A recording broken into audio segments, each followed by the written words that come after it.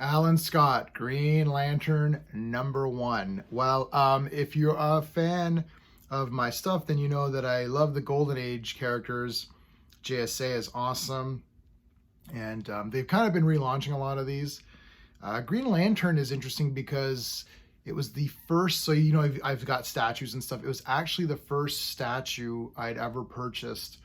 And it was a big one. It was like $350 or something at that time. It's like a big one. It was one where you put all the bases together, and all of the Green Lanterns are there. So it was Alan, I guess Hal Jordan, and maybe Kyle Rayner. I don't remember the other two, but it was like it's like a third of a pie at the bottom, and then he's like flying up. That was the first statue I ever bought. The second one was the Flash of Two Worlds, where the two Flashes are running. I got that statue. Unfortunately, I broke the arm of the guy, which sucks. But I bought, I've got the Green Lantern DC. Is it Marvel? No, McFarlane DC, whatever. I've got that figure. He's on my desk here. I love the Golden Age characters. They're great. Wesley Dodds, Sandman, I've reviewed that, and I thought that was really good. Starts off with a lot of action, and it gets right into the storyline, a little bit of like, what's going on. Wesley's creating this gas and all this for the government. The Flash came out last week. Damn, I thought that was really good. Starts off with Flash and his daughter. They're stopping this dam from getting destroyed. And then this villain's introduced, and he grabs the daughter, and then they get time displaced, and it's like 60 years later, and all this stuff's going on. And you're like, wow, this is like super exciting stuff. The reason I'm telling you all this is because this is a fail. This comic sucks. Yeah, badly. And I'm going to talk about it using my space system: story, pacing, artistry, characters, enjoyment. Each category gets a score between 0 and 2. 2 is the best you can get. This is not going to get very high. And this comic's being compared to other comics of a similar kind. So the other two Golden Age books that had come out. I don't know if there's another book that came out. I know there was like something before this, a Golden Age thing before that. I didn't read that. But I don't remember what I gave Flash or Sandman, but it was pretty high. The storyline of this, I'm going to give it a 0.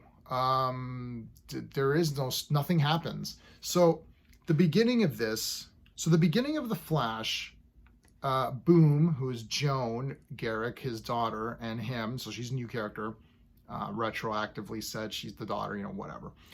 Her and Jay are running around trying to stop this dam. She fights this villain and gets time displaced. So the first few pages are Flash running around trying to save stuff. Wesley Dodds is using his gas. He's fighting guys, right? This starts off with Alan Scott being blackmailed by J. Edgar Hoover to join the JSA or something. And he's blackmailing him with pictures of Alan and his lover. Does that sound very exciting? It's Green Lantern. You know what's a real gut punch? Is this. I read this entire stupid newspaper article. So this is a fake news. It's a news article talking about how the Green Lantern fought Solomon Grundy. Yeah, why didn't you start with that? Why wasn't the first few pages that? And I bloody know there's people in the comments, I can guarantee you right away, they're gonna be like, oh, is this because he's got a male lover? Is that what? No.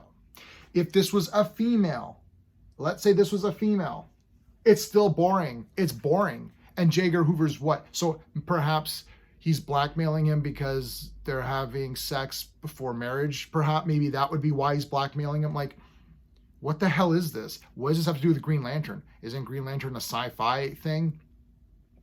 Like, shouldn't there be like aliens or something? Or something cool? Solomon Grundy, this is perfect. I started read this and I'm like, are they gonna not show this because they wrote it here? What a fail. So I'm giving it 0. So I'm gonna continue on. This is gonna be a longer review because this really is bullshit. So then there's this Crimson something or other. I read this yesterday and I couldn't bring myself to review because it was so awful. So I had to sleep on it. What's this thing called? The Crimson Flame. I was like, okay. So we got through this garbage in the beginning. Let's go to the Crimson Flame. And then to follow that up, it's showing Alan and his military career and how he befriended this guy Johnny and they fell in love, I suppose. I don't care at all. I need should there not be action? Like, get to this stuff. This is an issue 1. You're supposed to get people excited. Okay, this is supposed to set the friggin' bar. It's set pretty damn low. Like issue 2, just by default has to be better because anyway, why don't you save this kind of relationship stuff for later on in the book, right? Perhaps even issue 2. The way Flash did it was great. They introduced the daughter, you're like, whoa, this is a new character. We've never seen this character. I think Johnny, is that the guy's name? I hope that's the guy's name. I don't even care, really.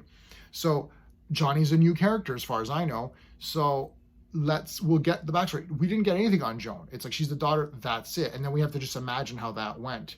There wasn't a lot of relationship stuff. It's like we understand, okay, it's the daughter. They've missed her. They didn't know they had one. They've forgotten. They got her back. So there's going to be, some emotion there.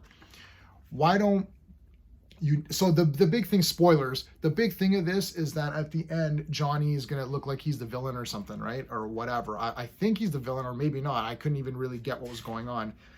So why don't you just have it, you do the action at the beginning with Solomon Grundy, he talks to J. Edgar Hoover, and just don't have this blackmail stuff. Like, what is this? Why is there this political intrigue or whatever? Like, just friggin' get to the action.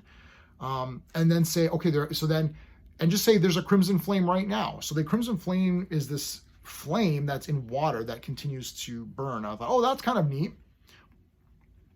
They do nothing with that concept. So it's this thing here, I don't know, it just doesn't really do much. It's just there. So garbage. There's a lot of pages devoted to this garbage too. Finally, Green Lantern's in costume. He shows up to the scene and they're like, oh, you were already here. It's like, but I wasn't already here. All right.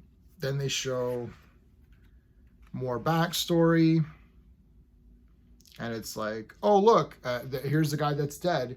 And then Jay Garrick shows up and Alan's like, hey, wait a minute, I know this guy. And then it cuts to, like, this is the spoilers.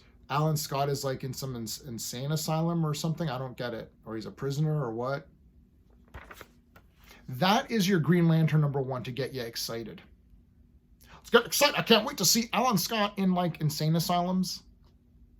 What the hell is this? This was a friggin' fail. Wesley Dodds, that was great. Jay Garrick, I thought was like really great. That was a success. This is a super fail. So boring. I can't believe it. How can Green Lantern be boring? That's like impossible. I guess it's not. So story, 0. Pacing, 0. It's boring. Nothing happens. 0. Artistry, I'm going to give the artistry a 1. I like the art here. So I'm giving a pass to the art. See some, I mean, it's panel-y, I guess, but it's fine. I'm trying to find I'm giving it a 1 as a pass. I'm not giving it more than that. It's all right. I actually like the cover. It's I kind of prefer covers where there's like some action going on. This is just, the guy standing, but I thought, well, it's a #1. You want to, show the guy. Give it 1.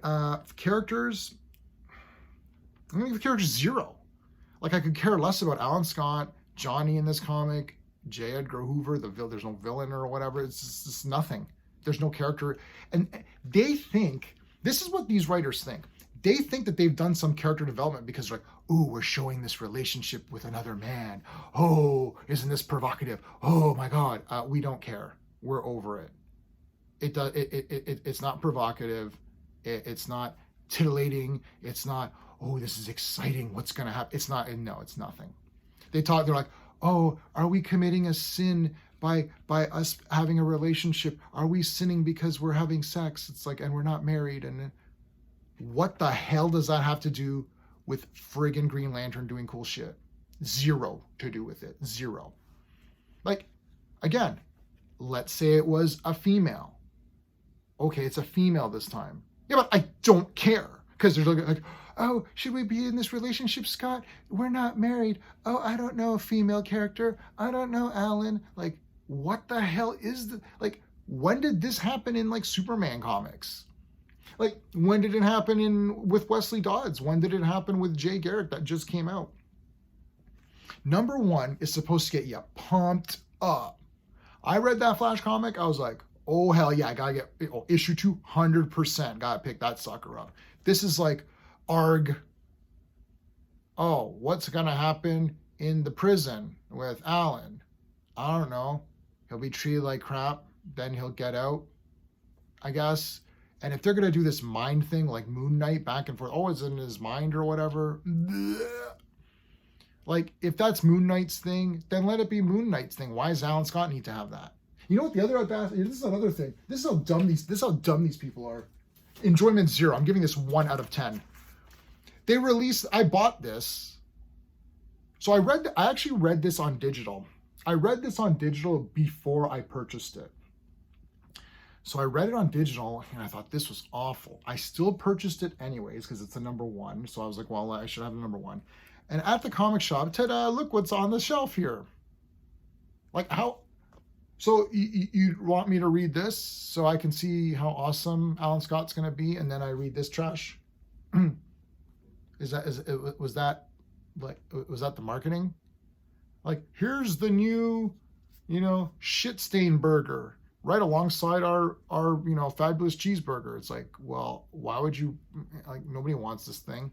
So if people like this, I'm very interested why.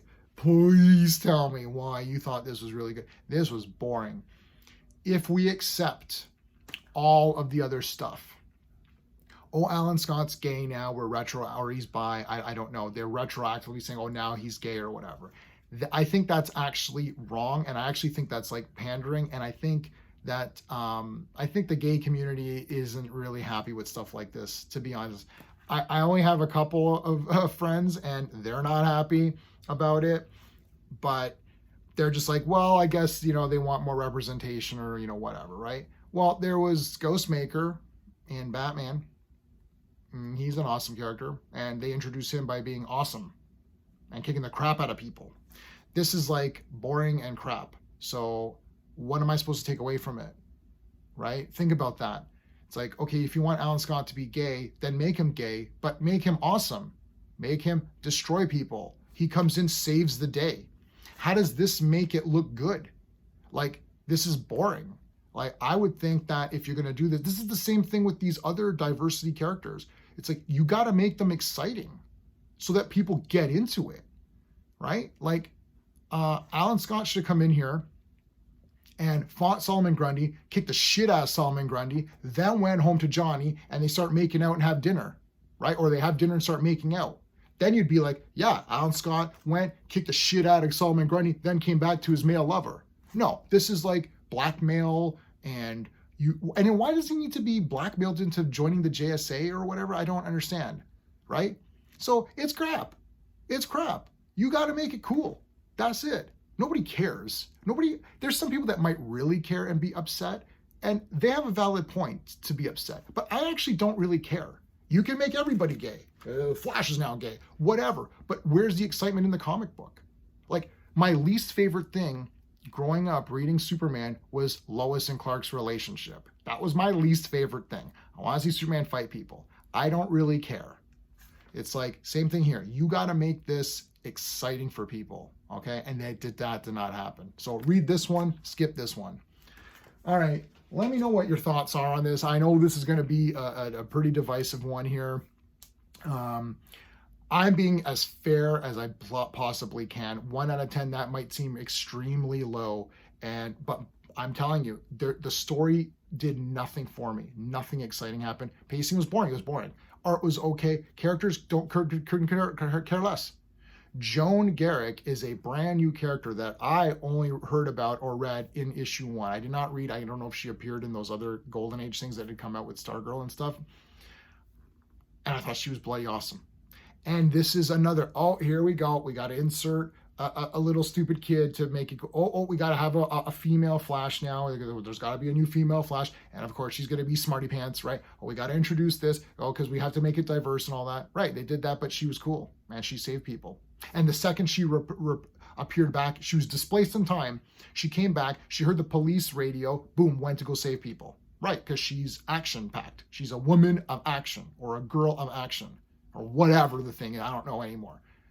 She's a person of action. So I'm like, yeah, that's exciting to me. It's like she went to go save the day. Alan Scott's like, I'm like in a mental hospital now. Okay, this is like not exciting. I don't know.